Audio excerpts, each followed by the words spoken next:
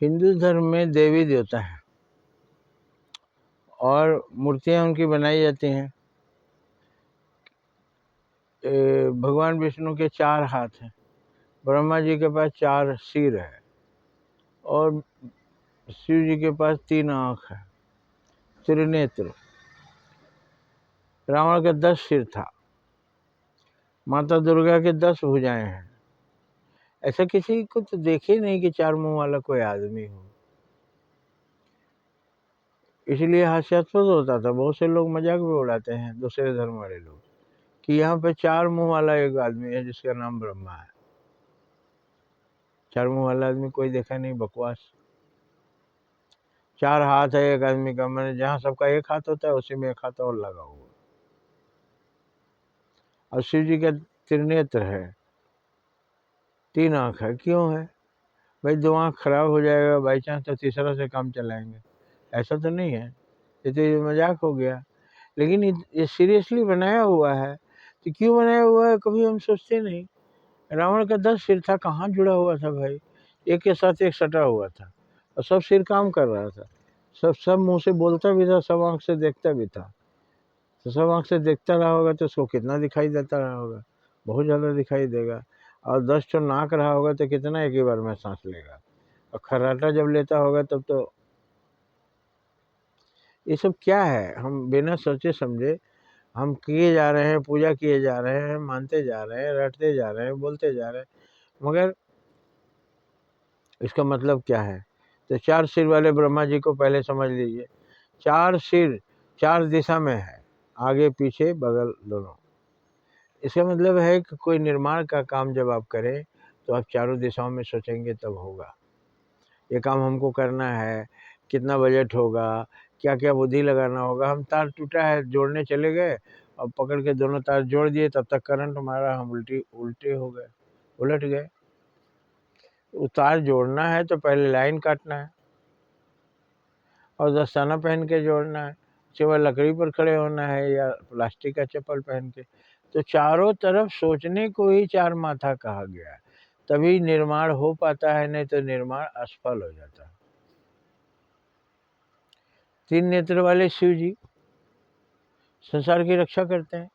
रक्षा करने वाले को 3 नेत्र, अब उनका एक नेत्र क्रोध का है, क्रोधित होते हैं तो खुलता है, तो तीसरा नेत्र सबके पास है। 2 आँख बंद करके तीसरे आँख से आप देखिए, 2 आँखों से कुछ दूर दिखता है, और तीसरे आँख से जब हम आँख बंद करके देखते हैं तो सारा ब्रह्मांड दिखाई देता है। हमारा गांव जो छूट गया देखना है, एक बार दिल्ली हम घूमने गए थे वो भी दिखाई दे, ताजमहल देखने गए थे वो भी दिखाई दे रहा है, मथुरा गए थे वो भी दिखाई दे रहा है। मतलब जहाँ जहाँ गए थे हमको सब दिखाई देने लगता है। बल्कि मृत आत्माओं को भी हम याद करते हैं तो वो भी चलते फिरते दिखाई देते हैं। तो तीसरा नेत्र बहुत गजब का है। तो संसार के जो रक्षक हैं उनको तीसरा नेत्र क्रोध का भी खोलना पड़ता है कि जो देश के लिए नुकसान पहुंचाएगा वो तुम्हें भस्म कर देंगे। तीसरा नेत्र खुलता है, भस्म कर देते हैं शिव जी। अब उसका बनाया गया है कि आपको याद रहे कि शिव जी कौन है और उनके गुणों को भी आप याद रखिए। विष्णु भगवान को 4 हाथ है, 4 हाथ है, 4 हाथ से सबको खिलाते हैं। तो जो घर चलाता है, घर के लोगों को खाना लाता है, जो जुड़ाता है, उसको इन्हीं 2 हाथों से 4 हाथ के बराबर काम करना पड़ता है। तो वैसा है नहीं वास्तव में। और भगवान तो बोलते हैं कि प्रकाश रूप है, तो भगवान की मूर्ति कैसे बन गई? मूर्ति हमारी कल्पना है कि ऐसे भगवान हैं, उनमें ये सब बातें हैं। वो एक भाषा है, पढ़ने का लैंग्वेज है वो। मूर्ति को पढ़िए, उसके लैंग्वेज को समझिए, तो उस देवता के बारे में आपको पूरी बात समझ आ जाएगी। रावण को 10 सिर था, 10 सिर वाला आदमी नहीं होता है कहीं। उसमें ये बताया गया कि 10 दिशाओं में कोई ऐसा ज्ञान नहीं था जो उसको ना था, सारा ज्ञान था।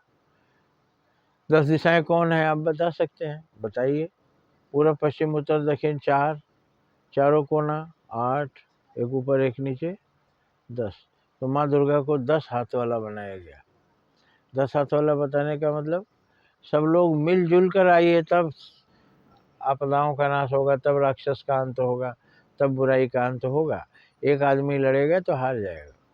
जैसे सारे देवता हार गए थे, लेकिन सामूहिक शक्ति से उन्होंने पराजित किया। तो 10 सिर वाले रावण का मतलब बहुत विद्वान था वो, लेकिन राक्षस क्यों हो गया? भाई आपके पास जो है साक्षरा विपरीताश्चेत राक्षसा एव केवलम, साक्षरा शब्द को विपरीत कर दीजिए, उलट दीजिए तो राक्षसा हो जाता है। हो गया कि नहीं? साक्षरा मैंने पढ़ा लिखा विद्वान, और राक्षसा राक्षस।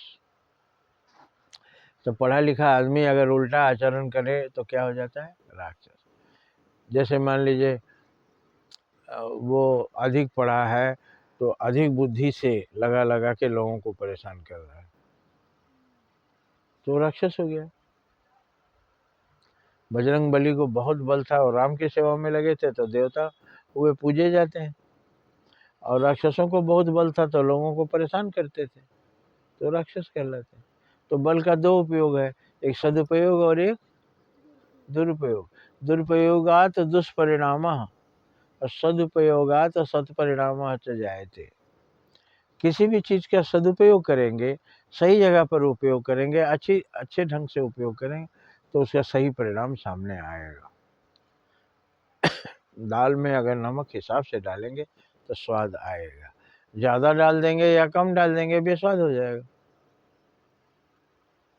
इसी तरह से सारी दुनिया, तो ये देवी देवताओं के जो रूप बनाए गए हैं वो हास्यास्पद हैं अगर हम नहीं समझते हैं, और श्रद्धा के काबिल श्रद्धेय हो जाएंगे, आदरणीय हो जाएंगे, पूजनीय हो जाएंगे जब उसका सही अर्थ हम समझ पाएंगे। अब तो समझ में आ गया, पंचमुखी हनुमान जी बनाए गए, 5 मुख हनुमान जी का, पंचमुख शिव जी हैं। अब वो पांचों मुख का गुण है, 5 मुंह वाला कोई आदमी नहीं कहीं दिखाई देगा। 5 गुण हमारी कल्पना है। सूरज तो दिखाई देते हैं कि वो गोल से उगते हैं, सुबह कैसे, दोपहर में कैसे और शाम तक कैसे हो जाते हैं, सामने देखते हैं। पर सूर्य मंदिर में वैसा तो नहीं बनाया गया।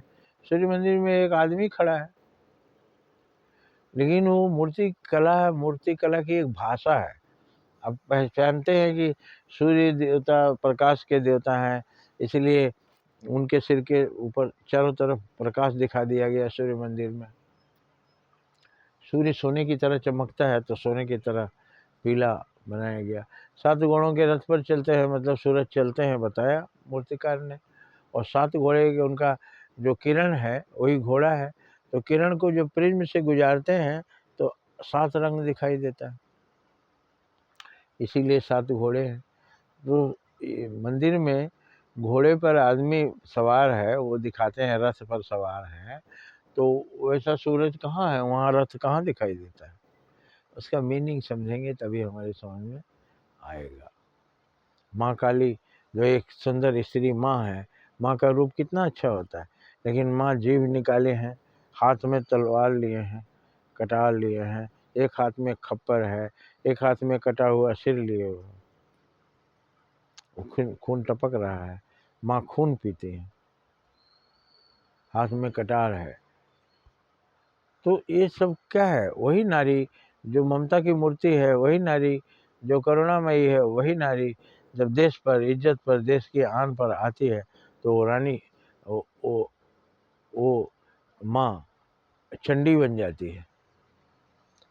उसके बच्चे को कोई नुकसान पहुंचाने आएगा तो क्या बन जाती है माँ? चंडी बन जाती है, रणचंडी। काट खाएगी उस आदमी को, सिर काट लेगी उस आदमी का, शेरनी बन जाएगी। ये बताया गया है कि कोई स्त्री आपदा आने पर डरे नहीं, चंडी बन जाओ, दुर्गा बन जाओ, तुम्हें कोई नहीं हरा सकता। तो इस तरह से एक शक्ति का संचार किया गया है। तो अभी सभी देवताओं के जो रूप मूर्ति कला में बनाए गए हैं वैसे देवता होते नहीं हैं। देवता सिर्फ प्रकाश रूप होते हैं, देवताओं की छाया नहीं होती। देवता में सिर्फ प्रकाश होता है। छाया का मतलब उनके अंदर सिर्फ उपकारी और परोपकार, उनके अंदर सब ऐसे ही ऐसा है, किसी का वो बुरा नहीं करते, इसलिए उनकी छाया नहीं बनती। हमारी छाया बनती है, मतलब हम प्रकाश में हम दिखते भी हैं, हमारी छाया भी बनती है, अर्थात हमारे अंदर अच्छाई भी है और बुराई भी है। शरीरधारी जब होगा तो उसमें अच्छाई बुराई दोनों होगी।